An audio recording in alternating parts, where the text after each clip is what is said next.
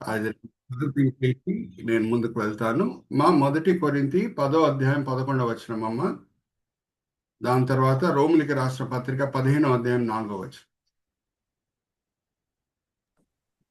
ఈ సంగతులు దృష్టాంతరములుగా వారికి సంభవించి యుగాంతమందున మనకు బుద్ధి కలుగుటకై వ్రాయబడింది. బుద్ధి కలుగుటకై రాయబడింది. ఇంకొక కారణం ఏంటి ఎందుకు లేఖనం రాయబడి ఉన్నది? 15వ అధ్యాయం రోమిలికి రాష్ట్ర పత్రిక 4వ వచనం. ఏలయనగా ఓర్పు వలనను లేఖనం వలన ఆదరణ వలనను మనకు నిరీక్షణ కలుగుటకై పూర్వమందు వ్రాయబడినవన్నీ మనకు బోధ కలుగు నిమిత్తము రాయబడి ఉన్నవి. నిరీక్షణ పుట్టించుటకై రాయబడి ఉన్నది. నేను కూడా చిన్న ప్రార్థన చేసి ముందుకు సాగుతాను. తండ్రి, ఈ సమయం బట్టి ఎంతో వందనాలు. ఈ జూమ్ ఫోరం బట్టి ఎంతో వందనాలు తండ్రి.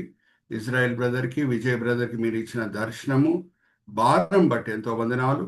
ఇద్దరు సహోదరులు ఎంతో ప్రయాసపడి ఈ వేదికని స్థాపించి వాళ్ళు ముందుకు తీసుకొని వెళ్తుండగా ఇద్దరిని కూడా దీవించండి, ఆశీర్వదించండి. అలాగే ఈ జూమ్ మీటింగ్లో ఈ సాయంత్రం వేళ పాల్గొనటకు వచ్చిన ప్రతి వ్యక్తిని మీ చేతిలో అప్పచెప్తున్నాం తండ్రి. 14 మంది ఉన్నారు. వాళ్ళు ఈ సమయంలో సాయంత్రం వేళ వాళ్ళు వాళ్ళ గృహాల్లో రిలాక్స్ అవుతుండొచ్చు, కానీ ఎంతో ఆసక్తితో మేము వాక్యపరంగా ఆత్మికంగా బలపరచబడాలి అని మంచి కోరికలతో వచ్చి ఉన్నారు తండ్రి. మీరు ఆశ కలిగిన ప్రాణంని తృప్తిపరిచే దేవుడై ఉన్నారు. అందరినీ తృప్తిపరుస్తున్నారు, దీవిస్తున్నారు, ఆశీర్వదిస్తున్నారని మేము నమ్ముచున్నాం. నిష్ప్రయోజకమైన మీ దీనదాసుడిని నించోబెట్టి మీ మహిమార్థమై వాడుకుంటున్నారు తండ్రి. దాన్ని బట్టి నేను మిమ్మల్ని స్తుతిస్తున్నాను. ఈ దినం, ఈ వేళ, ఈ పూట మీరు మా కొరకు ఏర్పరచుకున్న ఆత్మిక పాఠములు మా విశ్వాస నేత్రం విప్పి బయలుపరుస్తారని నమ్ముచు ఈ విన్నపములు మేము యేసుక్రీస్తు పరిశుద్ధమైన వేడుకుంటున్నాం. ఆమేన్, ఆమేన్, ఆమేన్. అయితే ఎప్పుడు చెప్పే మాటలు మరి మీకు గుర్తు చేసేసి ముందుకు వెళ్తాను. 2 కారణాలు ఉన్నాయి ఎందుకు లేఖనం రాయబడి ఉన్నదో. ఒకటి బుద్ధి కలుగుటకై, ఇంకొకటి నిరీక్షణ పుట్టించుటకై. బుద్ధి కలుగుటై, మన పితరులు చేసిన పొరపాట్లు మనము చేయకూడదు. దేవుని ఉగ్రతకి మనము పాత్రలం అవ్వకూడదు. అలాగే నిరీక్షణ పుట్టించుటకై ఎందుకు రాయబడి ఉన్నది. భక్తులు వాళ్ళు అప్పుడప్పుడు కష్టమైన పరిస్థితుల ద్వారా ప్రయాణమై వెళ్ళినా సరే వాళ్ళు నిలకడగా ఉన్నారు. దేవుడు చివరిలో ఆశీర్వదించబడారు. సో మనం కూడా కష్టమైన పరిస్థితుల ద్వారా ప్రయాణమై వెళ్ళినప్పుడు మనం నిరాశపడే అవసరం లేదు. ఎందుకంటే మన దేవుడు కష్టమైన పరిస్థితుల్లో ఉన్న యోసేపుని దేవుడు లేవనెత్తాడు, హెచ్చించాడు అని అంటే మనల్ని కూడా హెచ్చిస్తాడు. హల్లెలూయా, ప్రైజ్ ది లార్డ్. సో ఇది మన ప్రతి బైబిల్ స్టడీకి ఫౌండేషన్ అయి ఉన్నది. బుద్ధి కలుగుటకై, నిరీక్షణ పుట్టించుటకై. ఇప్పుడు with this in background will go to the first slide. ఇప్పుడు చూడండి, ప్రతి బైబిల్ స్టడీలో మనం వాడే పద్ధతి ఏంటి, మనం తీసుకునే అడుగులేంటి. మొదటి స్టెప్ ఏంటంటే అబ్జర్వేషన్. ప్రతి పుస్తకంలో, ప్రతి అధ్యాయంలో మనము వెళ్తుండగా, ప్రతి అధ్యాయం మనం ధ్యానిస్తుండగా దాంట్లో ఉన్న ప్రతి వచనంని మనము చూస్తాం. Next interpretation. చూడటమే కాదు, ఆ అధ్యాయం, ఆ వచనంలో ఉన్న అర్థం ఏంటో అర్థం చేసుకుంటాం. మూడవది అప్లికేషన్. నేర్చుకున్న పాఠాలని బైబిల్ స్టడీ ద్వారా మన క్రైస్తవ జీవితంలో అమలు పరుస్తాం. ఈ 3 అడుగులు మనం వేస్తేనే బైబిల్ స్టడీ వెనకాలన్న అన్ని ఉద్దేశంలో మనము సాధించినట్టు. Then we take a 360 perspective. 360 perspective అంటే ఒక అంశంని మనం ధ్యానించేటప్పుడు దాంతో కూడిన వేరే సంఘటనలు, అటువంటి సంఘటనలే, అటువంటి అంశంలే ఉన్నాయా అని మనము చూస్తాం. ఎందుకంటే ఏదన్నా రుజువుపరచబడుటకు 2 సాక్షులు అవసరం అని ప్రభువారు ముందే చెప్పి ఉన్నారు. ఆ మాట కూడా నేను చదివిస్తాను. ఏ పాయింట్ అన్నా మనము అథెంటికేట్ చేయాలి అని అంటే, రుజువుపరచాలంటే, సబ్స్టాన్షియేట్ చేయాలంటే 2 సాక్షులు అవసరం. ఒకసారి చదవమ్మా. యోహాను సువార్త 8వ అధ్యాయం 17వ వచనం. యోహాను సువార్త 8వ అధ్యాయం 17వ వచనం. ధర్మశాస్త్రం ఏం చెప్తుంది? ఎన్ని సాక్షులు అవసరం అంట ఏదన్నా రుజువుపరచాలి అని అంటే? మరియు 2 మనుషుల సాక్ష్యము సత్యమని మీ ధర్మశాస్త్రంలో వ్రాయబడి ఉన్నది కదా. థ్యాంక్ యూ అమ్మా. సో ఒక సంఘటన ఉంటే అలాగే ఇంకొక సంఘటన కూడా ఉందా, అటువంటి సంఘటన ఉందా అనేది మనం చూస్తే దేవుని సంకల్పం మనకు పరిపూర్ణంగా అర్థమవుతుంది. నేను పోయిన వారం కూడా మీతో పంచుకున్నాను. యోసేపుని పోల్చే వ్యక్తి ఆర్ యోసేపు లక్కనే ఇంకొక వ్యక్తి పాత నిబంధనలు ఎవరు కనిపిస్తారు? ఇటుక 360 పర్స్పెక్టివ్ ఎవరు కనిపిస్తారండి? యోసేపు లాంటి వ్యక్తియే మనకి పాత నిబంధనలో. ఆయన కూడా వేరే దేశంలో ఉన్నాడు. దానియేలు. Very good sister Sirisha, right answer. ఆయన కూడా ఇజ్రాయెల్ దేశంలో లేడు, కానాన్ దేశంలో లేడు. దానియేలు కూడా యోసేపు వలె. అక్కడ కూడా గమనిస్తే యోసేపు ఐగుప్తులో ఎలాగా రాజు కళని ఇంటర్ప్రెట్ చేస్తున్నాడో, ఆ రాజు కళకి అర్థం ఏంటో చెప్తున్నాడో, మనం అక్కడ కూడా మనం గమనిస్తే నెబుకద్నెజర్ రాజు కళ వేరే ఎవరు చెప్పలేకపోతున్నారు. బాబిలోన్లో ఉన్న జ్ఞానులు చెప్పలేకపోతున్నారు, కానీ దానియేలే చెప్తున్నాడు. So we see wonderful similarity between Joseph and Daniel. ఇంకొక మాట నేను మిమ్మల్ని అడిగి ముందుకు వెళ్తాను. యోసేపు ఇష్టపూర్వకంగా ఐగుప్తుకు వచ్చాడా? దానియేలు ఇష్టపూర్వకంగా బాబిలోన్కి వెళ్ళాడా? నో. చూడండి, అదొక పోలిక. ఇద్దరు కూడా కానాన్ దేశంలో లేరు, ఇజ్రాయెల్ దేశంలో లేరు, వేరే ఇంకొక చోటలు ఉన్నారు అని అంటే ఇష్టపూర్వకంగా వాళ్ళు అక్కడ వెళ్ళలేదు. ఐగుప్తుకి ఇష్టపూర్వకంగా రాలేదు యోసేపు. బాబిలోన్కి ఇష్టపూర్వకంగా దానియేలు వెళ్ళలేదు, చెరలో వెళ్ళాడు ఆయన. సో ఇద్దరు కూడా అక్కడ దేవుని చేతిలో హెచ్చింపబడుతున్నారు.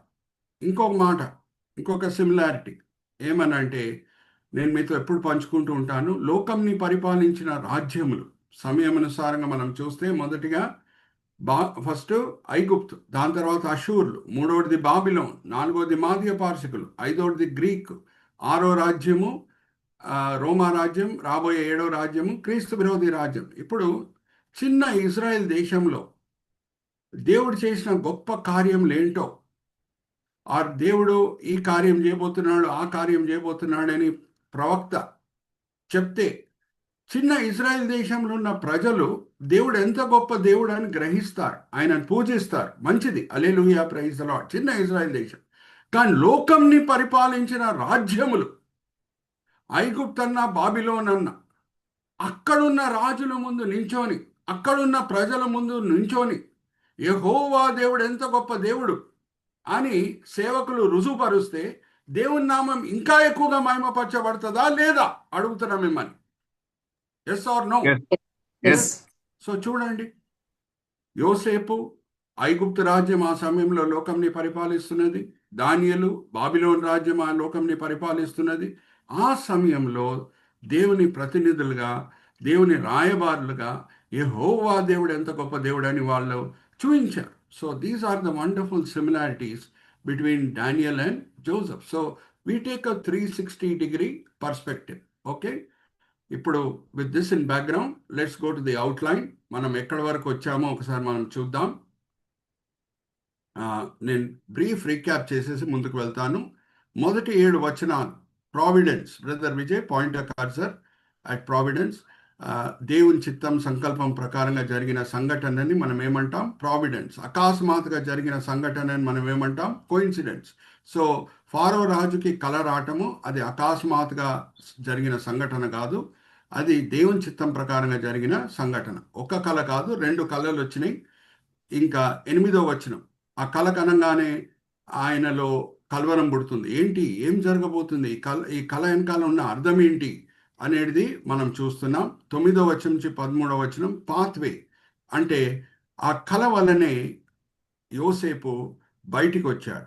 ఎక్కడి నుంచి? చెర నుంచి. ఎందుకంటే ఆ వైన్ టేస్టర్కి అప్పుడే గుర్తొస్తుంది, అరే నేను చెరలో ఉన్నప్పుడు ఒక కళకు అర్థం చెప్పాడే యోసేపు, ఆయనే ఈ కళకు అర్థం చెప్పగలుగుతాడు. ఎందుకంటే వేరే జ్ఞానులు ఐగుప్తులు ఎవరు కూడా ఈ కళకు అర్థము చెప్పలేకపోతున్నారు, ఆయనే చెప్తాడు అని జ్ఞాపకం చేసుకొని ఫారోకి ఆయన గురించి చెప్తున్నాడు. So that paves the way. Pathway అంటే దారి, మార్గం, మార్గంని సరళపరచుట, మార్గంని తెరుచుట, దాన్నే పాత్వే అని అంటారు.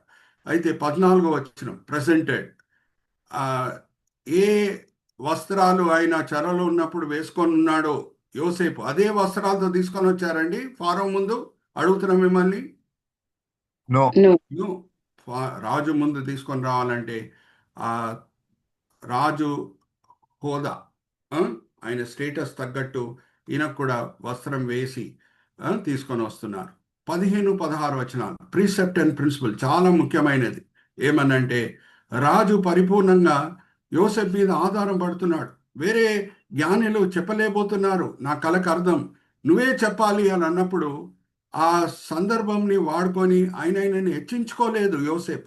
నా వలన ఏం కాదండి, దేవుడు యెహోవా దేవుడు ఆయనే చూపిస్తాడు మనకి దీని అర్థం అని ఎంతో చక్కగా ఒక పద్ధతి వాడుతున్నాడు. That is called precept. Precept అంటే ఒక గాడ్లీ ప్రిన్సిపల్. ఓకే, మనం కూడా మన సేవలో మన పనుల్లో ఎవరన్నా మనల్ని పొగిడితే వెంటనే మనం క్రెడిట్ తీసుకోకూడదు. మనం ఏం చేయాలంటే ఇది దేవుని కార్యం, ఇది దేవుని వలన నేను చేయగలుగుతున్నాను, దేవుని వలన నేను ఈ సమస్యకి పరిష్కారం చూపించగలుగుతున్నాను, ఆయన ఇచ్చిన జ్ఞానం బట్టి, నాలో ఏ గొప్పతనం లేదని మనం కూడా ఎప్పుడు దేవుణ్ణే హెచ్చించాలి కానీ మనం మనల్ని గొప్పగా ఎంచుకోకూడదు. ఒక సేవకుడు అన్నాడు కొత్త నిబంధనలో, ఆయన పేరు మీరు నాకు చెప్పాలి, యేసు హెచ్చింపబడాలి, నేను తగ్గింపబడాలి. ఎవరి గురించి మాట్లాడుతున్నా నేను? చెప్పండి, అన్మ్యూట్ చేసుకొని చెప్పండి. యేసు హెచ్చింపబడాలి. యోహాన్, బాప్తిజం ఇచ్చే యోహాన్. రైట్ ఆన్సర్, మేరీగా. So that is 15 and 16, brother 17 and to 32. Plenty and paucity. Plenty and paucity. Plenty అంటే సమృద్ధి, పాసిటీ అంటే కరువు.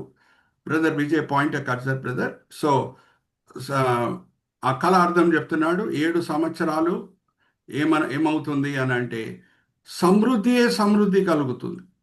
కానీ దాని తర్వాత 7 సంవత్సరాలు ఆ కళ అర్థం ఏమనగా, 2 కళల అర్థం ఏమనగా కరువు వస్తుంది. సో ప్లెంటీ అండ్ పాసిటీ అనేది మనము చూసాం. దాని తర్వాత 33 to 36 prompting. Brother Vijay point cursor. యోసేపు కళ అర్థం చెప్పటమే కాదు, ఒక సలహా కూడా ఇస్తున్నాడు, ప్రాంప్ట్ చేస్తున్నాడు ఫారో రాజుకి. ఇప్పుడు ఒక మంచి జ్ఞాని నువ్వు ఎన్నుకొని ఇప్పుడు సమృద్ధి కలిగే సమయంలో ఏ ఆహారం మనకు మిగులుతుందో అంతా కూడా మనం తినం కదా, ఏం మిగులుతుందో అదంతా కూడా మనం స్టోర్ చేసి పెట్టుకుందాం, దాచిపెట్టుకుందాం. 7 సంవత్సరాల శ్రమకాలంలో 7 సంవత్సరాల కరువులో అది మనకి ఉపయోగకరంగా ఉంటుంది అనే ప్రాంప్టింగ్ ఐడియా ఇస్తున్నాడు. అప్పుడు 37 నుంచి 44 బ్రదర్ విజయ్, ఫారో ఏమని అంటున్నాడంటే నీకంట జ్ఞాని ఎవరు నాకు ఈ దేశంలో కనిపించట్లేదు, నిన్ను నేను ప్రధానమంత్రిగా నేను నియమిస్తున్నాను, నా తర్వాత నెక్స్ట్ వ్యక్తివి అధికారివి నువ్వే, నేను ఒక్కడినే నీకంట పైన ఉంటాను, నీ మాటలే చెల్లుతాయి అని యోసేఫ్ని ఫారో రాజు హెచ్చింపజేయుట మనము చూసాం. 45వ వచనం పార్ట్నర్షిప్. పార్ట్నర్షిప్ అంటే పెళ్లితో కూడిన వర్డ్ మనము చూసాం. ఏ ఇంటి వలన యోసేఫ్కి నానా ఇబ్బందులు కలిగినాయో, అవమానం కలిగిందో, ఆ కుటుంబంలోనే ఈయన ఏమవుతున్నాడు, సన్నిన్లో అవుతున్నాడు. సో పోతిఫరు కూతురు ఆసెనాథ్ని పెళ్లి చేసుకుంటుట మనము చూస్తున్నాం. దాని వెనకాల అన్ని వివరాలు మీతో పంచుకున్నానండి. తాల్మడ్, టార్గమ్, మిద్రాష్లు ఏముంది అవన్నీ కూడా నేను పోయిన వారం మీతో పంచుకున్నాను. ఏ ఇంట్లో ఆయన అవమానంకి గురి అయ్యాడో అక్కడే హెచ్చింపబడుతున్నాడు, అక్కడే అల్లుడు అవుతున్నాడు. Are you all with me? So అన్ని వివరాలు నేను మీతో పంచుకున్నాను. ఇప్పుడు మనము 46 to 49కి మనం వద్దాము. సిస్టర్ శిరీష చదివినిపిస్తారు. Planning oblique parallel. Planning oblique parallel. Parallel అని అంటే దాంతో కూడిన సంఘటనలు లేఖనంలో ఉన్నాయి, దాని అర్థము అది. ప్లానింగ్ ఆబ్లిక్ ప్యారలల్ అంటే ప్లానింగ్ వచ్చి సబ్జెక్టు, ప్యారలల్ అంటే దాంతో కూడిన సంఘటనలు ఉన్నాయి. ఒకసారి చదవమ్మా 46 నుంచి 49. యోసేపు బయలుదేరి ఐగుప్తు దేశం అంతటా సంచరించెను. యోసేపు ఐగుప్తు రాజు అయిన ఫరో ఎదుట నిలిచినప్పుడు 30 సంవత్సరముల వాడై ఉండెను. అప్పుడు యోసేపు ఫరో ఎదుటి నుండి వెళ్ళి ఐగుప్తు దేశం అంతటా సంచారం చేశాను. సమృద్ధిగా పంట పండిన 7 సంవత్సరములలో భూమి విరివిగా పండెను. ఐగుప్తు దేశం అందున్న 7 సంవత్సరముల ఆహారమంతయు అతడు సమకూర్చి ఆయా పట్టణములలో దాన్ని నిల్వ చేసెను. ఏ పట్టణము చుట్టూ నుండి పొలము యొక్క ధాన్యము ఆ పట్టణం అందే నిల్వ చేసెను. యోసేపు సముద్రపు ఇసుక వలె అతి విస్తారముగా ధాన్యము పోగు చేశాను. కొలుచుట అసాధ్యమైన గనుక కొలుచుట మానివేశాను. థ్యాంక్ యూ మా.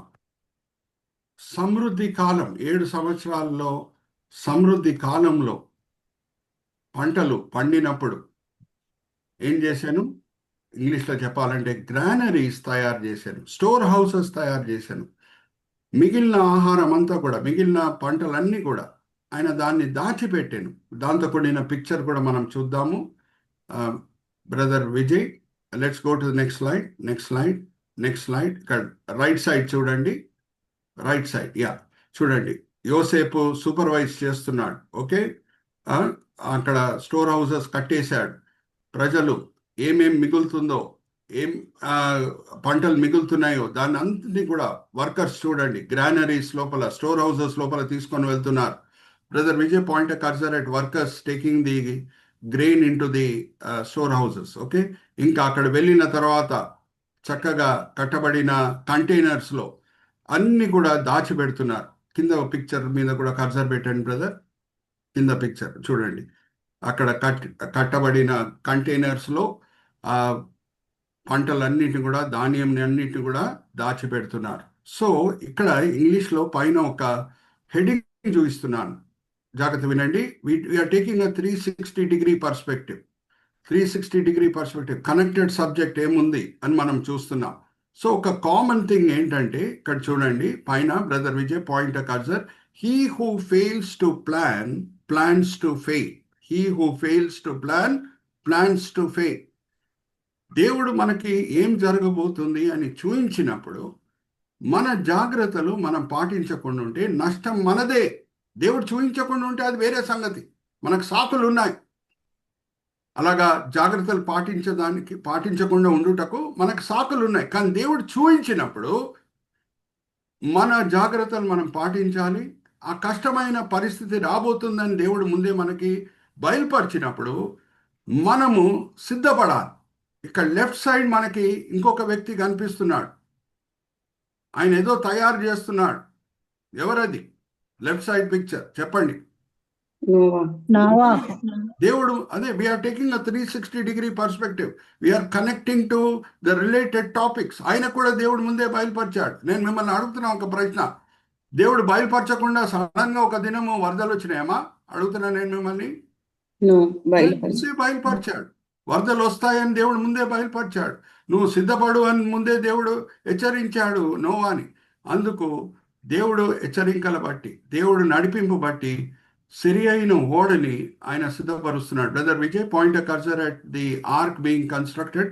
ఇక్కడ చూడండి ఎలాగా యోసేపు గ్రానరీస్ని, స్టోర్ హౌసెస్ని తయారు చేశాడో అలాగే మనం చూస్తే నోవా వరదలు వస్తాయి అని ఆయన సిద్ధపాట్లు ఆయన ఉన్నాడు. యోసేపు కరువు వస్తుంది అని ఆయన సిద్ధపాట్లు ఆయన ఉండటం మనం చూస్తున్నాం ఈ పిక్చర్లో, ఈ స్లైడ్లో. అలాగే నోవా పెద్ద వరదలు వస్తున్నాయి అని ఆయన సిద్ధపాట్లు ఆయన ఉండటం మనము చూస్తున్నాం. So this is taking 360 perspective. Now I'm coming to very important topic. జాగ్రత్త వినండి. Application part.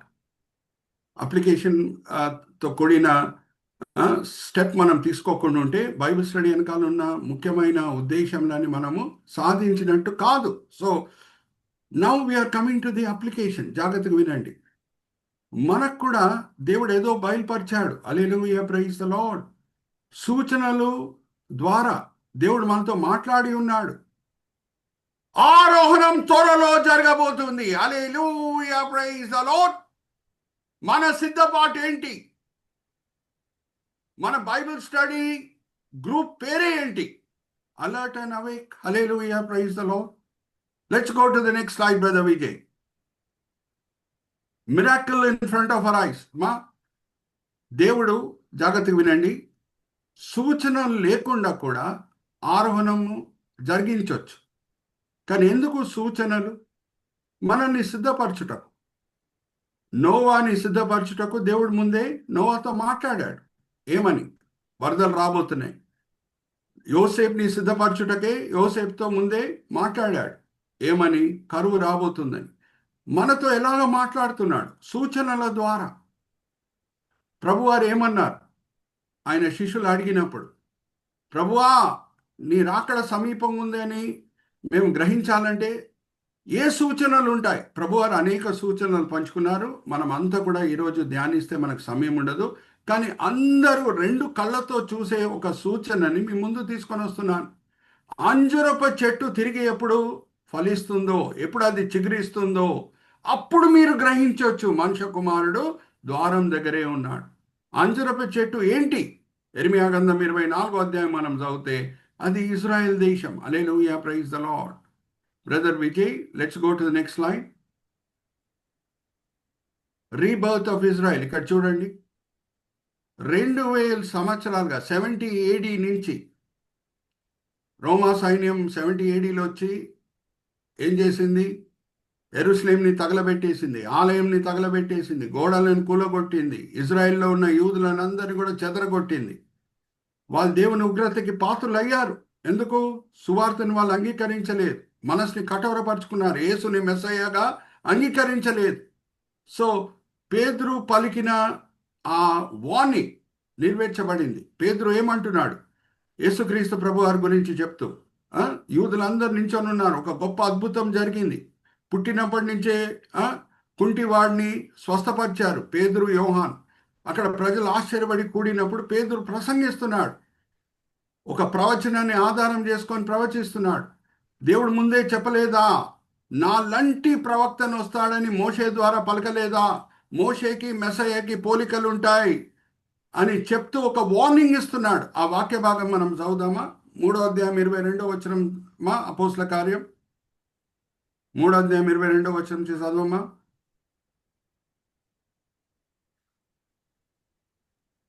శిరీషా సిస్టర్, 3వ అధ్యాయము అపోస్తల కార్యం 3వ అధ్యాయం 22వ వచనం. అన్మ్యూట్ చేసుకోమా. yes. మోషే ఇట్లనెను, ప్రభువైన దేవుడు నా వంటి ఒక ప్రవక్తను మీ సహోదరుల నుండి మీ కొరకు పుట్టించను. ఆయన మీతో ఏమి చెప్పినను అన్ని విషయములలో మీరు ఆయన మాట వినవలెను. కంటిన్యూ. ఆ ప్రవక్త మాట వినవాడు ప్రజలలో ఉండకుండా సర్వనాశనమగును. సర్వనాశనం అవుతాడు. జాగ్రత్త వినండి. మోషే మాటలు విన్న కాలేబు, యెహోషువ వాగ్దాన దేశం చేరారు. నేను మిమ్మల్ని ఒక ప్రశ్న అడుగుతున్నాను. మోషేకి విరోధంగా తిరుగుబాటు చేసిన వాళ్ళు, మోషే మాటలకి లోబడని వాళ్ళు వాగ్దాన దేశం చేరారా? అడుగుతున్నా మిమ్మల్ని. అన్మ్యూట్ చేసుకొని జవాబు ఇవ్వండి. నో. సో అలాగే మెస్సయ్య మాటలు వినని వాళ్ళు, మెస్సయ్య నియమించిన అపోస్తుల మాటలు వినని వాళ్ళు నశించిపోతారు అని పేతురు చెప్తున్నాడు ఆల్రెడీ. ద్వితోపదేశకాండ 18వ అధ్యాయం 18వ వచనంలో ఉన్న మాటలని గుర్తు చేస్తున్నాడు. చాలామంది యూదులు మారారు, కానీ ఎక్కువ మంది, మెజారిటీ యూదులు మనసు కఠోరపరుచుకొని యేసుని సొంత రక్షకుడిగా అంగీకరించలేదు, సువార్తను అంగీకరించలేదు. ఇంకా బోధించిన అపోస్తులని వాళ్ళు నానా హింసలు పెట్టారు. సో 70 ADలో ఏం జరిగింది? రోమా సైన్యం వచ్చి ఆలయంని తగలబెట్టేసింది. ఏ ఆలయం బట్టి యూదులు చాలా అతిశయిస్తారో ఆలయంని తగలబెట్టేసింది, గోడలను కూలగొట్టింది, యూదులని చెదరగొట్టింది. 2000 సంవత్సరాలుగా యూదుల పరిస్థితి ఎలాగుండింది? విజయ్ బ్రదర్, పాయింట్ కర్జర్, ఎండిపోయిన అంజురప చెట్టు వలె ఉండింది. కానీ దేవుడు నమ్మదగిన దేవుడు, నిబంధనను నిలబెట్టుకునే దేవుడు, రెండో రాకడ సూచనలు చూయించే దేవుడు. అయితే ఏం చేశాడు? ముందే ప్రవచించాడు. Go back to the previous slide brother, go back to the previous slide. ఎక్కడ ప్రవచించాడు? ఆ వాక్య భాగం కూడా మనం చదువుకుందాము. ఇషియా గ్రంథం 11వ అధ్యాయం 11వ వచనం. ఇషియా గ్రంథం 11వ అధ్యాయం 11వ వచనం.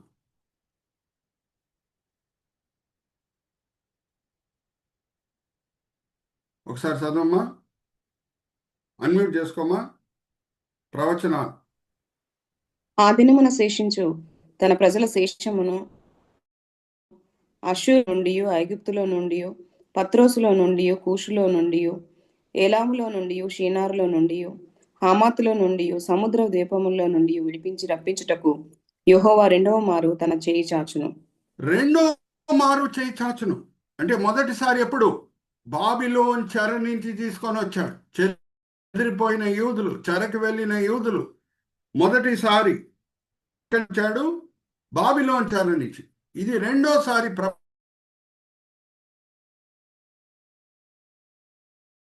ఇప్పుడు నేను మరి ఇంకొక పోలిక మీ ముందు తీసుకొని వస్తున్నాను. మనం చాలా లోతులో వెళ్తున్నాం బైబిల్ స్టడీలో.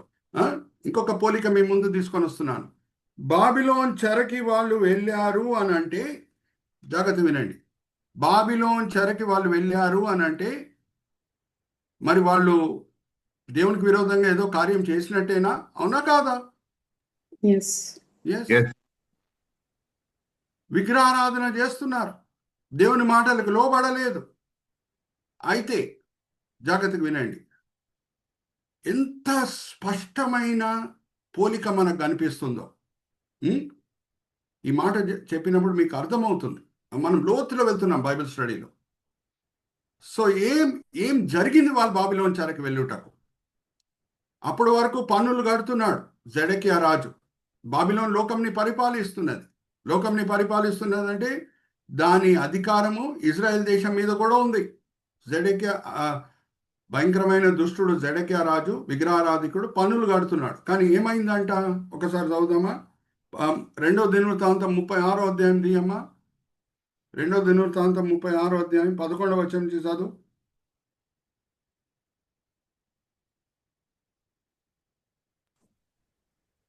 సిద్కియా ఏలన ఆరంభించినప్పుడు 20 ఏండ్ల వాడై యెరూషలేములో 11 సంవత్సరములు ఏలెను.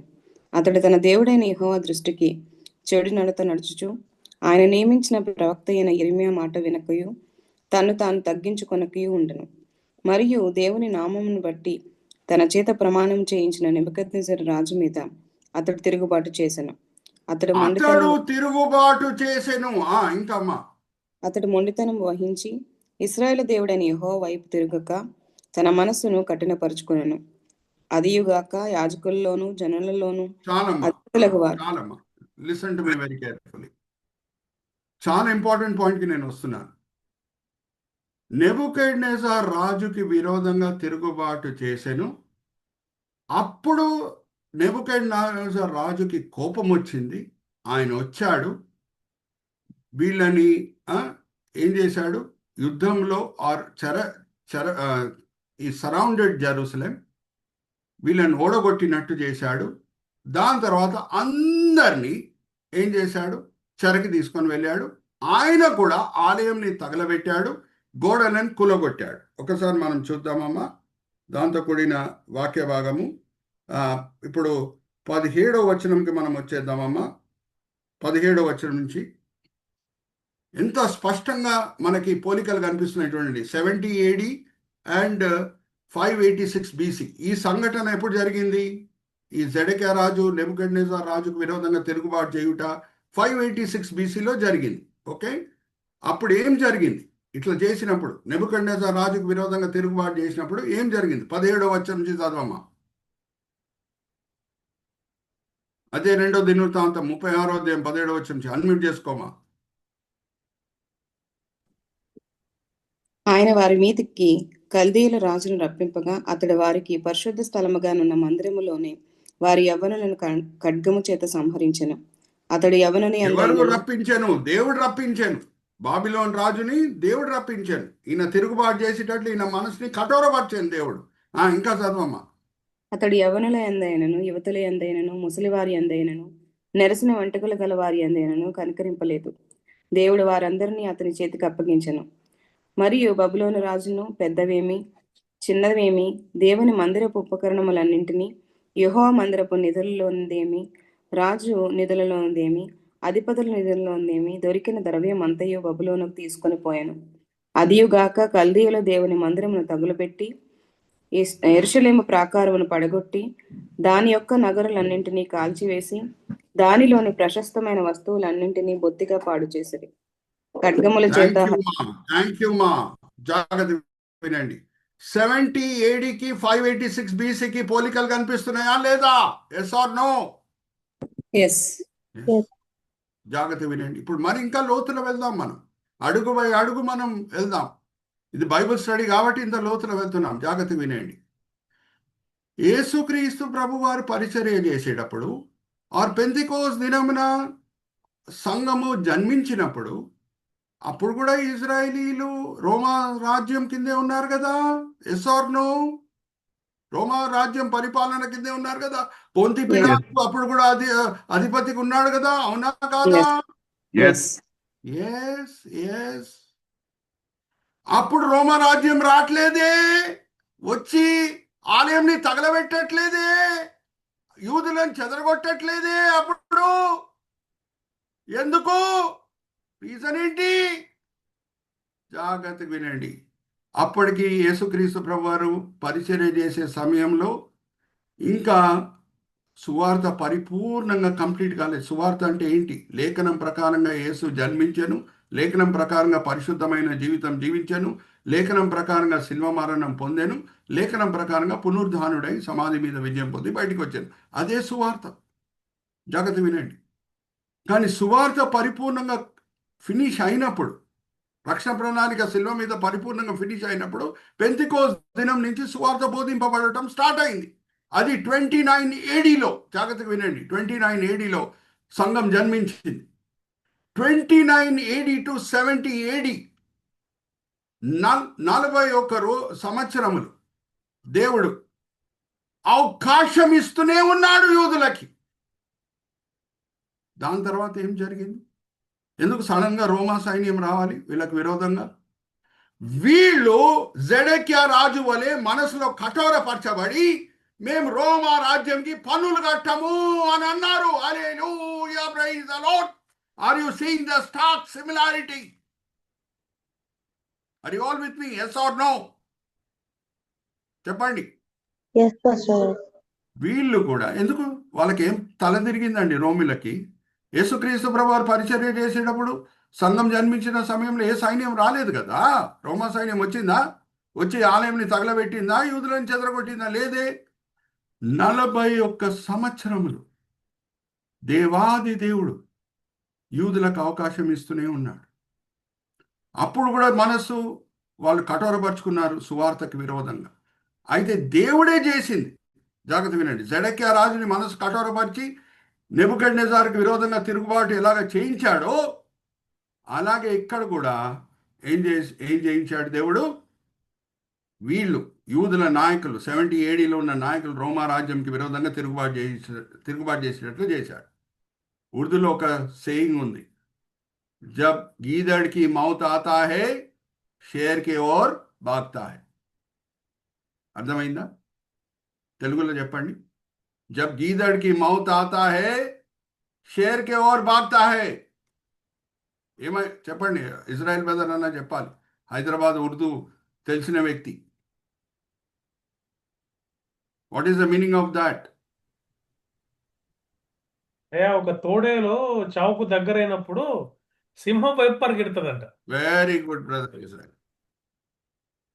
జెడెక్యా రాజు నెబుకద్నెజారుకి విరోధంగా తిరుగుబాటు చేసేటట్లు దేవుడు మనసు కఠోరపరిచారు. అప్పుడే దేవుని ఉగ్రత వస్తుంది వాళ్ళ మీద. నెబుకద్నెజారు రాజుని వాడి ఇక్కడ 70 ఏడీలో యూదుల నాయకుల మనస్ని కఠోరపరిచాడు దేవుడు. యూదులు రోమా రాజ్యంకి విరోధంగా తిరుగుబాటు చేశారు. రోమా సైన్యం వచ్చి నాశనం కలిగించింది, వాళ్ళని చెదరగొట్టింది. అయితే మరి ఇంకా లోతులో వెళ్దాం. మరి నమ్మదగిన దేవుడు, నిబంధనని నిలబెట్టుకునే దేవుడు. జాగ్రత్త వినండి. బాబిలోన్ చెర నుంచి మరి తీసుకొని వచ్చాడా యూదులని? Yes or no? చెప్పండి. ఎస్. మరి చెదిరిపోయిన యూదులను కూడా నేను రెండో మారు తీసుకొని వస్తాను అని అన్నాడు. Hallelujah, praise the lord. ఇప్పుడే సహోదరి ఎంతో చక్కగా చదివినిపించారు. చెదిరిపోయిన యూదులు. Brother, you can point a cursor as I'm reading it out in English. In that day the lord will reach out his hand a second time. అంటే first time when he brought them back from Babylonian captivity to bring back the remnant of his people, those who remain in Assyria, northern Egypt, in southern Egypt, Ethiopia, Elam, in Babylonia, Hamath, and all the distant coastlands. ఈ ship వచ్చింది చూడండి Vijay brother, point cursor. దాని పేరు కూడా exodus.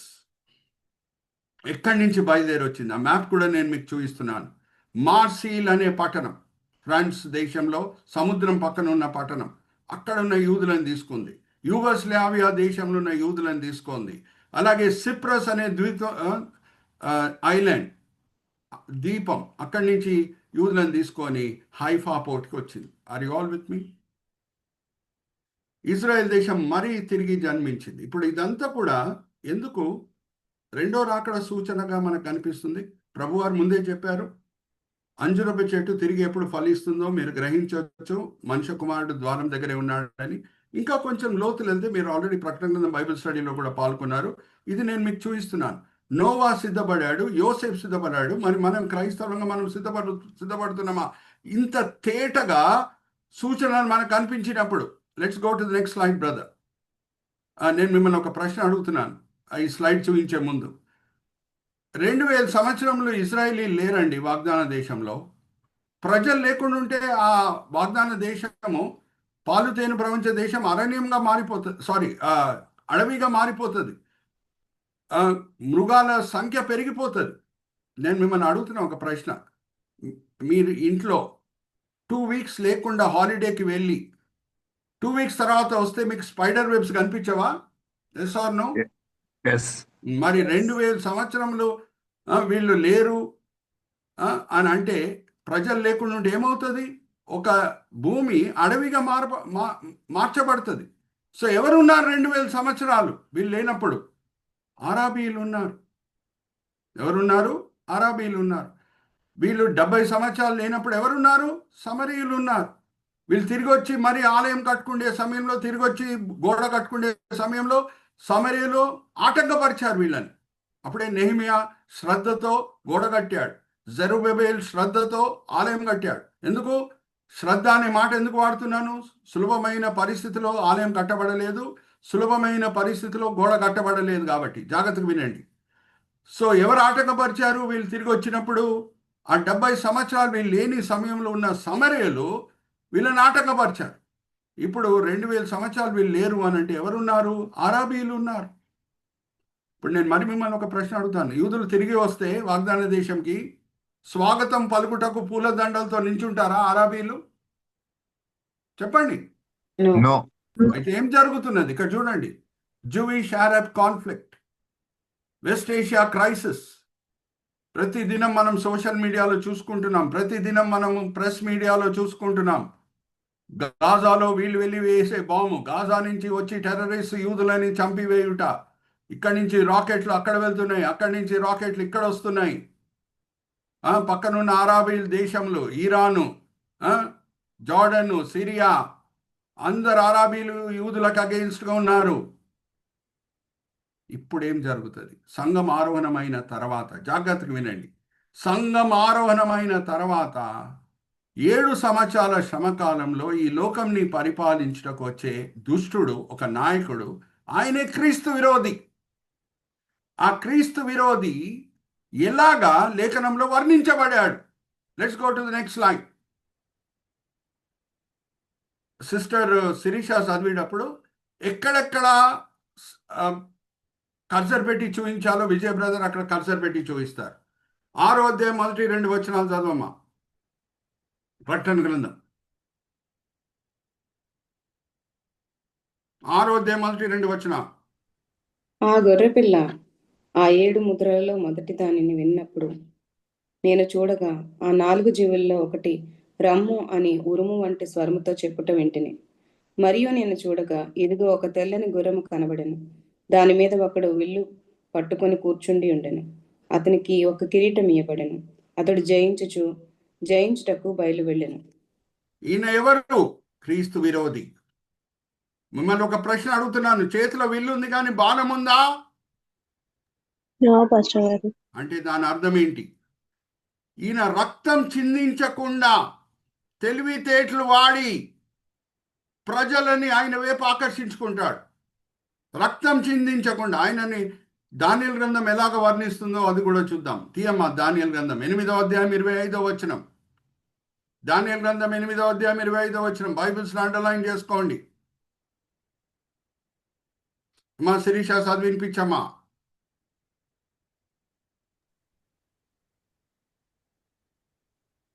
20 వచనం.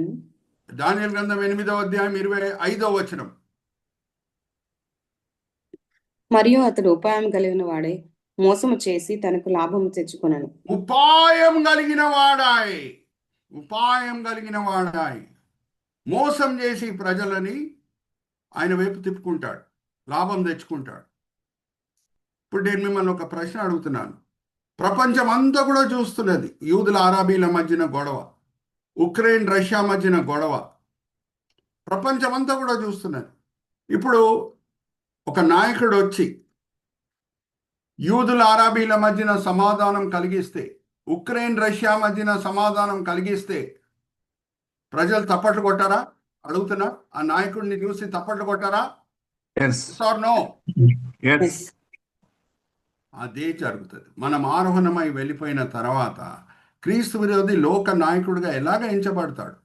ఆ సమస్యలకి ఆయన పరిష్కారం చూపించకుండా ఉంటే ఆయనని నాయకుడిగా ప్రజలు అంగీకరించరు. సో ఇప్పుడు ఉన్న సమస్య ఏంటి? యూదుల అరబీల మధ్యన ఘర్షణ, ఉక్రెయిన్ రష్యా మధ్యన యుద్ధం. ఇప్పుడు మరి మిమ్మల్ని ఒక ప్రశ్న అడుగుతాను. 200 సంవత్సరముల క్రితం క్రీస్తు విరోధి వస్తే, ఇంకా ఇజ్రాయెల్ దేశం జన్మించలేదు సుమి, జాగ్రత్త వినండి. ఇజ్రాయెల్ దేశం ఇంకా 200 సంవత్సరముల క్రితం జన్మించలేదు. అప్పుడు క్రీస్తు విరోధి వస్తే ఏమన్నా సమస్య ఉందా సాల్వ్ చేయడానికి? చెప్పండి. నో. లేదు.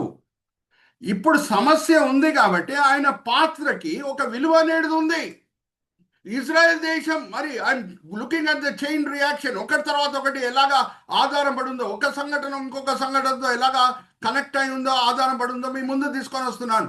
ఇజ్రాయెల్ దేశం తిరిగి జన్మించింది కాబట్టే యూదుల అరబీల మధ్యన ఘర్షణ ఉంది.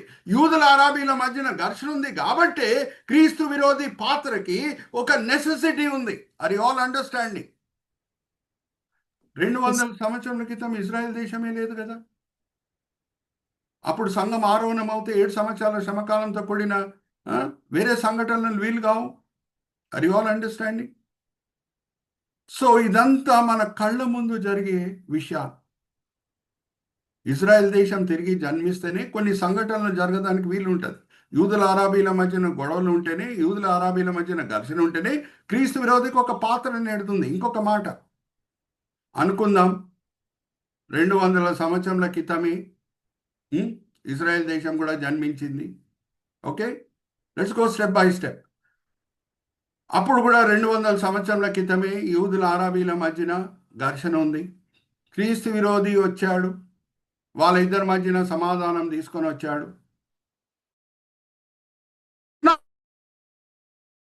200 సంవత్సరాల క్రితము ప్రపంచంలో జరిగే ఒక కోణలో ఏం జరుగుతుందో ఇంకొక కోణకి తెలియదు. అప్పుడు లోకము క్రీస్తు విరోధిని నాయకుడిగా ఎంచుటకు వీలుందా? 200 సంవత్సరాల క్రితం టెక్నాలజీ డెవలప్మెంట్ లేని సమయంలో No.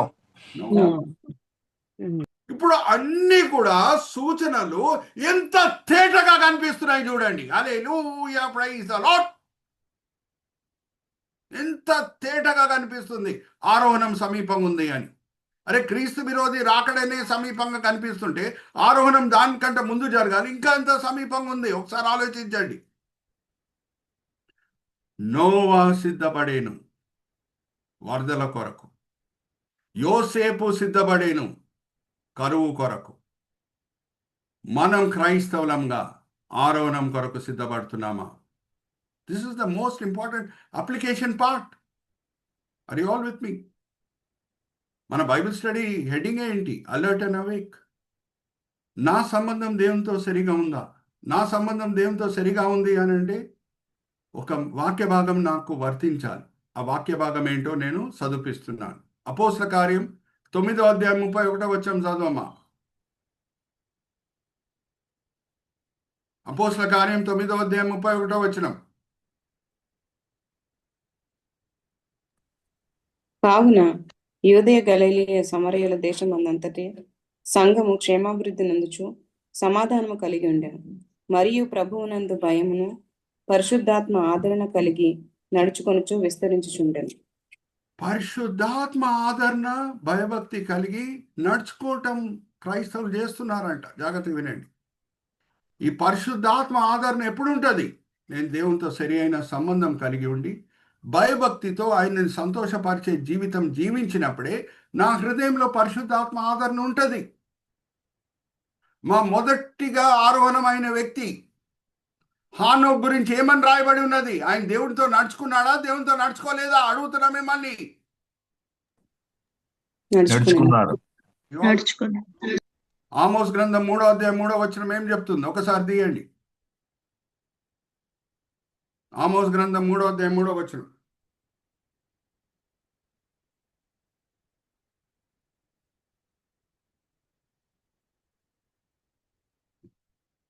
బైబిల్స్ అండర్లైన్ చేసుకోండి.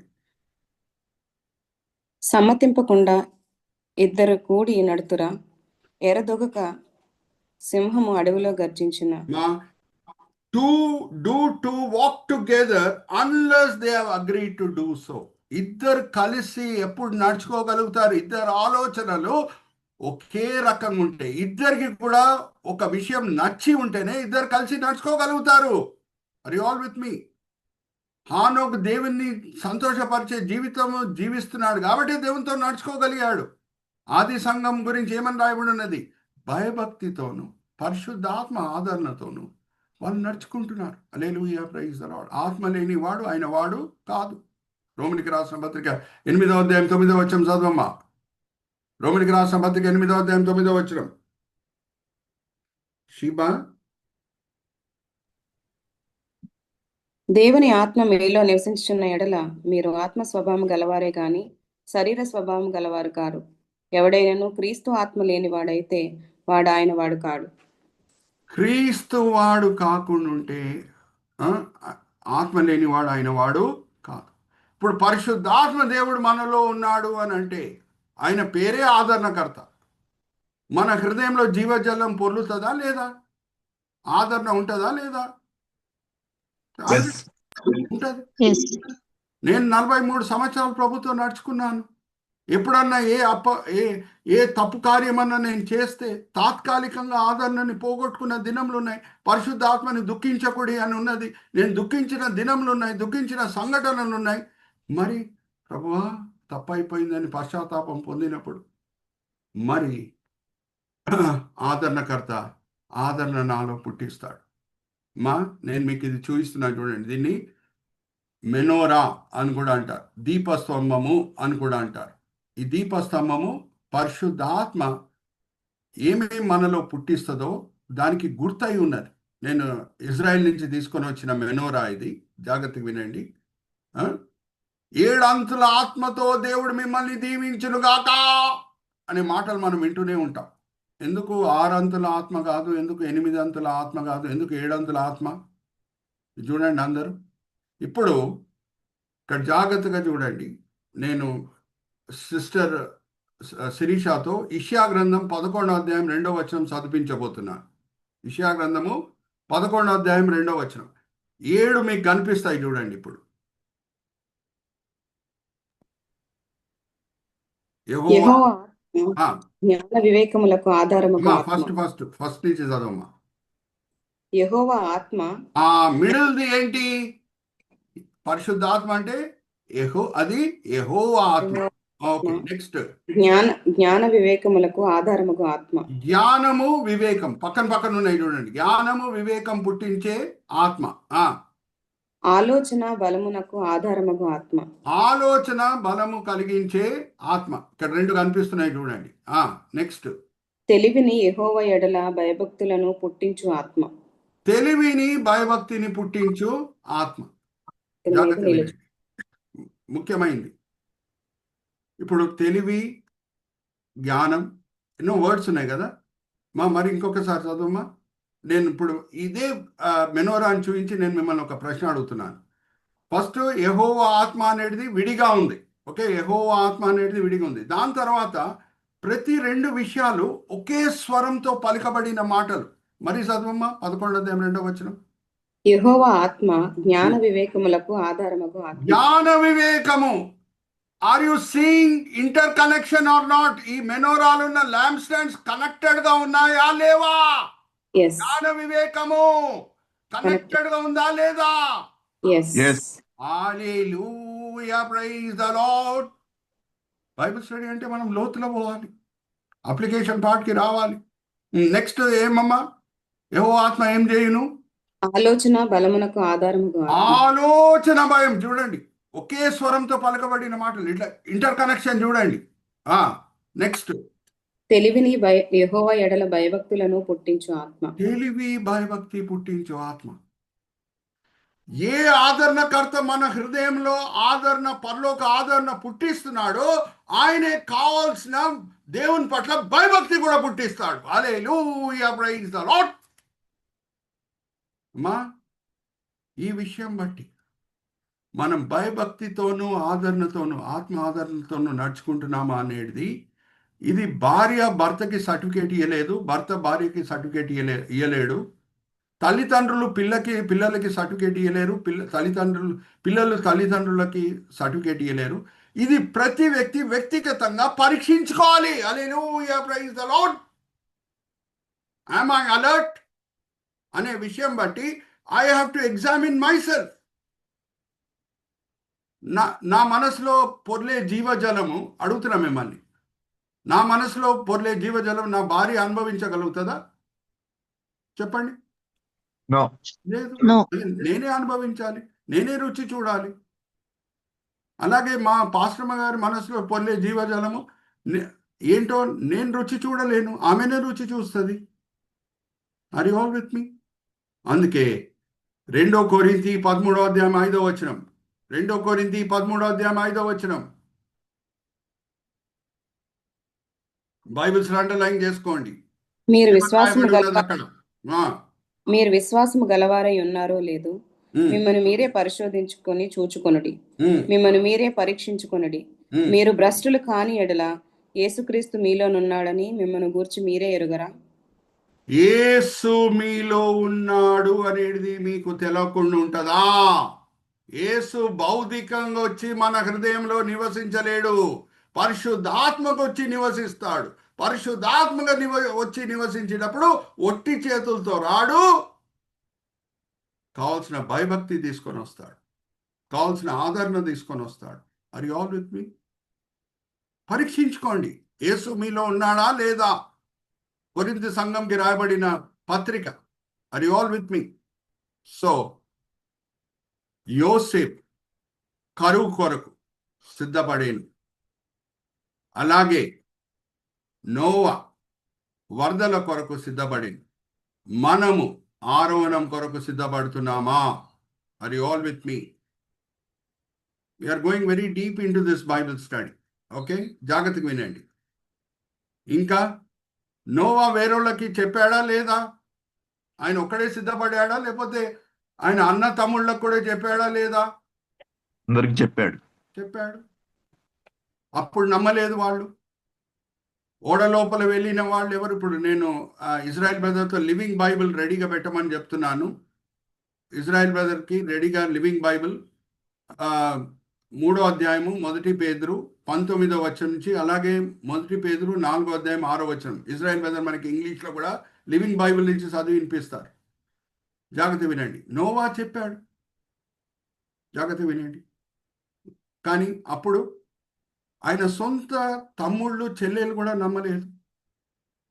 అందుకే ఓడ లోపల వాళ్ళు రాలేదు, కానీ నోవా కొడుకులు, నోవా భార్య, నోవా కోడళ్ళు వాళ్ళు వచ్చారు. నోవాకి చెల్లెలు తమ్ముళ్ళు ఉన్నారా? చూద్దాం. అది కూడా ఒకసారి తీయండి అమ్మా. ఆది కాండం 5వ అధ్యాయం చివరి 5 వచనాలు చదవండి. లామేక్ 182 సంవత్సరాల వయసు ఉన్నప్పుడు నోవాను కనేను, దాని తర్వాత కొడుకులని కూతుర్లని కనేను. ఒకసారి చదవమ్మా. 5వ అధ్యాయం ఆది కాండం చివరి 5 వచనాలు. లామేక్ 182 సంవత్సరాల వయసు ఉన్నప్పుడు నోవాను కనేను. అక్కడి నుంచి స్టార్ట్ చేయమ్మా.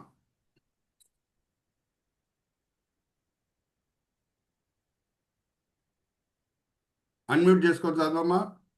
లెమెకు 180 ఏండ్లు బ్రతికి ఒక కుమారుని కని భూమిని యెహోవా శపించిన వలన కలిగిన మన చేతుల కష్టము విషయంలోను మన పని విషయంలోను ఇతడు మనకు నెమ్మది కలుగజేయను అనుకుని నోవాహు అని పేరు పెట్టాను.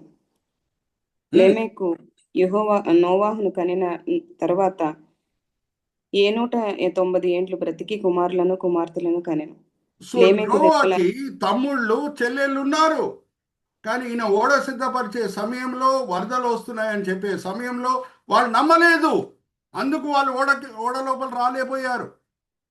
కానీ జాగ్రత్తగా వినండి, వరదలు ఎప్పుడు వచ్చినాయో కళ్ళారా వాళ్ళు ఎప్పుడు అది చూడటం స్టార్ట్ చేశారో, నోవా చెప్పిన ప్రకారంగా అన్ని జరుగుట కళ్ళారా చూడటం ఎప్పుడు స్టార్ట్ చేశారో అప్పుడు వాళ్ళ కళ్ళు తెరవబడినాయి, ఆత్మిక కళ్ళు తెరవబడినాయి, పశ్చాత్తాపం పొందారు.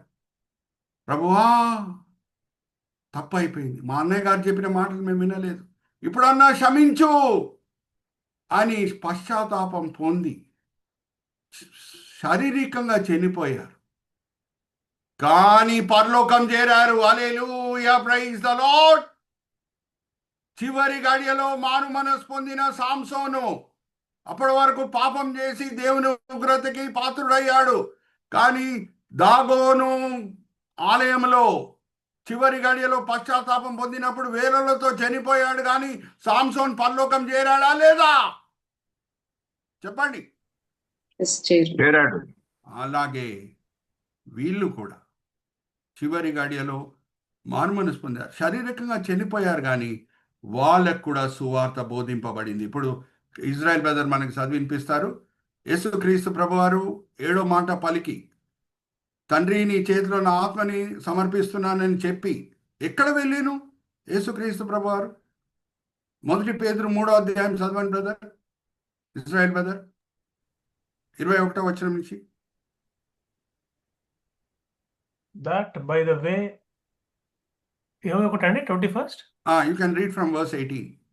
18. Christ also suffered.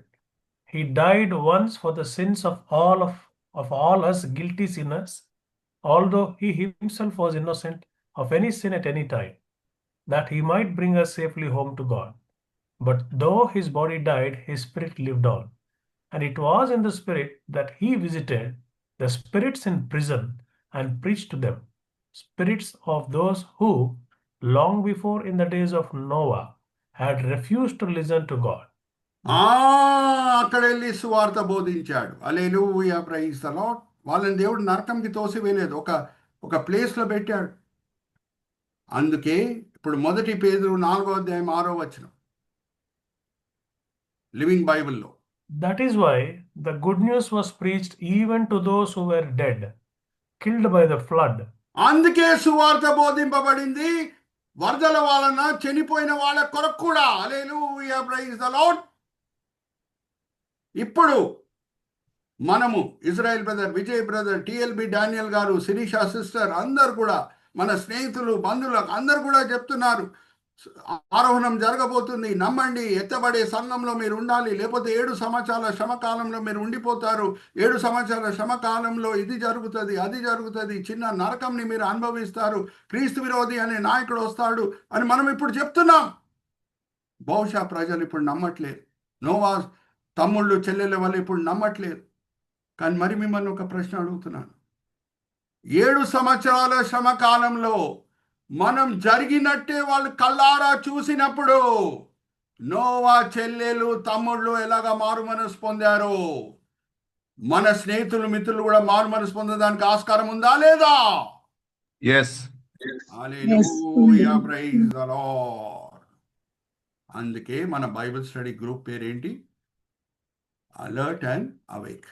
Not only we are alert, we need to alert others. వాళ్ళు ఇప్పుడు మారు మనసు పొందపోయినా సరే, ఇప్పుడు ఆరోహణమయ్యే గుంపులో లేపోయినా సరే, మన మాటలు నోవా తమ్ముళ్ళు నోవా చెల్లెళ్ళకి ఎట్లా గుర్తొచ్చినాయో వరదలు వచ్చినప్పుడు, శ్రమకాలంలో కూడిన సంఘటనలు వాళ్ళు చూసినప్పుడు వాళ్ళకి గుర్తొస్తాయి. అప్పుడు ఇజ్రాయెల్ బ్రదర్ ఉండరు, సురేష్ మనోహర్ అని ఉండడు, టిఎల్బి డానియల్ గారు ఉండరు, వేరే ఇక్కడ alert and awake Bible study group members ఉండరు, అందరూ ఆరోహణమై వెళ్ళిపోతాం. కానీ ఇప్పుడు మనల్ని నమ్మని వాళ్ళు, ప్రభు చేతిలో వాళ్ళ జీవితాలని సమర్పించుకోలేదు ఎవరో, అప్పుడు వాళ్ళకి గుర్తొస్తాయి. అప్పుడన్నా మారు మనసు పొందడానికి ఆస్కారం ఉంటుంది. నోవా చెల్లెళ్ళు నోవా తమ్ముళ్ళ గుంపుల వాళ్ళు ఉండడానికి వీలవుతుంది. శారీరకంగా బహుశా చనిపోతారు, కానీ కనీసం పరలోకము చేరుతారు. Are you all with me? So he who fails to plan, brother Vijay, point cursor at the heading, he who fails to plan plans to fail. ముందే నోవాకి దేవుడు తెలియపరిచాడు వరదలు వస్తున్నాయని. ముందే యోసేపుకి తెలియపరిచాడు కరువు వస్తుందని. నోవా సిద్ధపడాడు, యోసేపు కూడా సిద్ధపడాడు. మనకి క్రైస్తవులంగా ముందే దేవుడు బయలుపరుస్తున్నాడు ఆరోహణం త్వరలో జరగబోతుందని. దాంతో కూడిన సూచనలు కళ్ళార మన 2 కళ్ళతో మనకు కనిపించేటట్లు దేవుడు చేస్తున్నాడు, సూచనలను చూపిస్తున్నాడు. మన స్పందన ఎలాగుండాలంటే, నేను సిద్ధంగా ఉన్నానా, వేరేని సిద్ధపరుస్తున్నానా? అది నా స్పందన, అది నా రియల్ స్పందన. నేను సిద్ధంగా ఉన్నానంటే అపోస్తల కార్యం 9వ అధ్యాయం 31వ వచనంలో ఉన్న మాటలు నా జీవితంలో 24 గంటలు వర్తించాలి. భయభక్తితో నేను నడుచుకోవాలి, ఆత్మ ఆదరణతో. ఆత్మ ఆదరణ ఎక్కడ ఉంటుందో అక్కడ భయభక్తి కూడా ఉంటుంది, ఎక్కడ భయభక్తి ఉంటుందో అక్కడ ఆత్మ ఆదరణ కూడా ఉంటుంది. అది ప్రతి వ్యక్తి వ్యక్తిగతంగా ఆయన హృదయంలో ఆ పరిస్థితి, ఆత్మిక పరిస్థితి ఉందా లేదా అని వ్యక్తిగతంగా ప్రతి వ్యక్తి పరీక్షించుకోవాలి. అదే 2 కొరింథీ 13వ అధ్యాయం 5వ వచనంలో మనము చదువుకున్నాం. Are you all with me? So we are closing here. ఈ 40 దినంల లెంటన్ సీజన్లో ఆరోహణం కాకుండా ఉంటే ఖచ్చితంగా లెంటన్ సీజన్ తర్వాత మనం తిరిగి బైబిల్ స్టడీలో కలుసుకుందాం. ఆరోహణం అవ్వాలని మీ కోరిక, నా కోరిక. కానీ 40 days లెంటన్ బ్రేక్లు అవ్వకుండా ఉంటే మరి తిరిగి మనం కలుసుకుందాము. చిన్న ప్రార్థన చేసి నేను ఇజ్రాయెల్ బ్రదర్కి మరి ఫ్లోరు అప్పచెప్తాను. తండ్రి, ఈ సమయం బట్టి ఎంతో వందనాలు, ఈ సమయం బట్టి ఎంతో వందనాలు. ఇజ్రాయెల్ బ్రదర్, విజయ్ బ్రదర్కి మీరు ఇచ్చిన చక్కని దర్శనం, చక్కని భారం బట్టి ఎంతో వందనాలు. వాళ్ళు ఈ alert and away group start చేయకుండా ఉంటే తండ్రి, ఈ బైబిల్ స్టడీ ఇన్ని సంవత్సరాలుగా జరిగేది కాదు, ఇంతమంది ఆత్మిక మేలు పొందేవారు కాదు. నేను కూడా ఈ ఫోరం మీద వచ్చి ఉపదేశించి నేను కూడా ఆశీర్వదించబడేవాడిని కాదు. 2 సహోదరులని దీవించండి, ఆశీర్వదించండి. వాళ్ళ పరిచర్య ఇంకా విజయవంతంగా ముందుకు సాగేటట్లు మీ కృప చూపించండి. ఈ దినం బైబిల్ స్టడీకి వచ్చిన వాళ్ళు తండ్రి 20 మంది ఉన్నారు. వాళ్ళు ఈ సమయంలో వాళ్ళ ఇంట్లో రిలాక్స్ అవుతూ ఉండొచ్చు, కానీ ఎంతో ఆసక్తితో వాక్యపరంగా ఆత్మికంగా మేము బలపరచబడాలని వచ్చి ఉన్నారు. ఆశ కలిగిన ప్రాణంని మీరు తృప్తిపరిచే దేవుడై ఉన్నారు. అందరినీ కూడా ఆత్మికంగా వాక్యపరంగా మీరు తృప్తిపరుచున్నారని మేము నమ్ముచున్నాం. ఈ దినం తండ్రి మీ దీనదాసుని మీ మహిమార్థమై వాడుకున్నారు, దాన్ని బట్టి నేను మిమ్మల్ని స్తుతిస్తున్నాను. ఈ దినం, ఈ వేళ, ఈ పూట మీరు మాకు నేర్పించిన పాఠములు మేము సిద్ధంగా ఉన్నామా, వేరేల్ని సిద్ధపరుస్తున్నామా? నోవా వలె సిద్ధపడుతున్నామా, యోసేపు వలె సిద్ధపడుతున్నామా? ఈరోజు మీరు మాకు నేర్పించిన పాఠములు ఆరోహణం కొరకు మేము సిద్ధపడుతున్నామా? మేము వినే వాళ్ళంగానే కాకుండా అమలు పరిచే వాళ్ళని మమ్మల్ని అందరినీ సరిదిద్దండి. ఈ విన్నపములు మేము యేసుక్రీస్తు పరిశుద్ధమైన నామములో పెట్టుకుంటున్నాం. ఆమేన్, ఆమేన్, ఆమేన్.